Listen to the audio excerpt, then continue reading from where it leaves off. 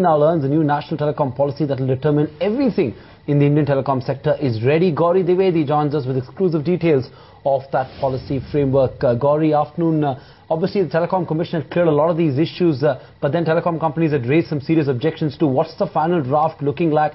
Is it going to be in favor of the listed players?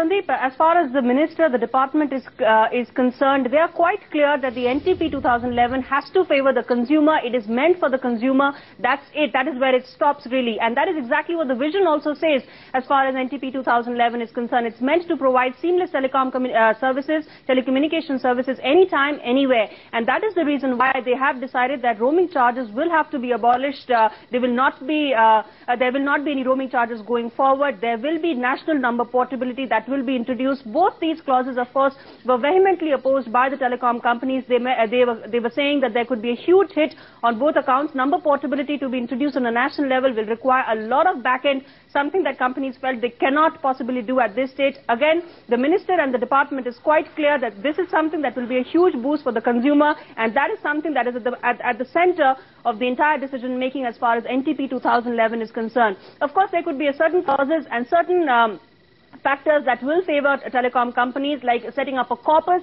that will provide a certain amount of financial assistance to telecom companies going forward. It is open-ended. They will reach out to TRAI for discussions and recommendations on what really could be the kind of assistance that will be provided to telecom companies by this corpus.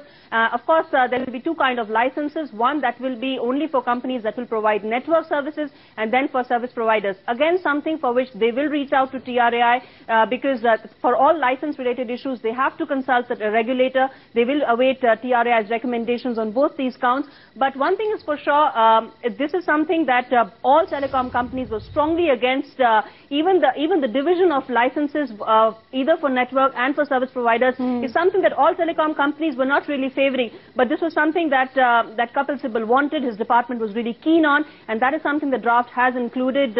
Telecom Commission will have a meeting on this on 7th of March, and as far as DOT's internal timeline is concerned, 21st of March is when they want to send it to the cabinet.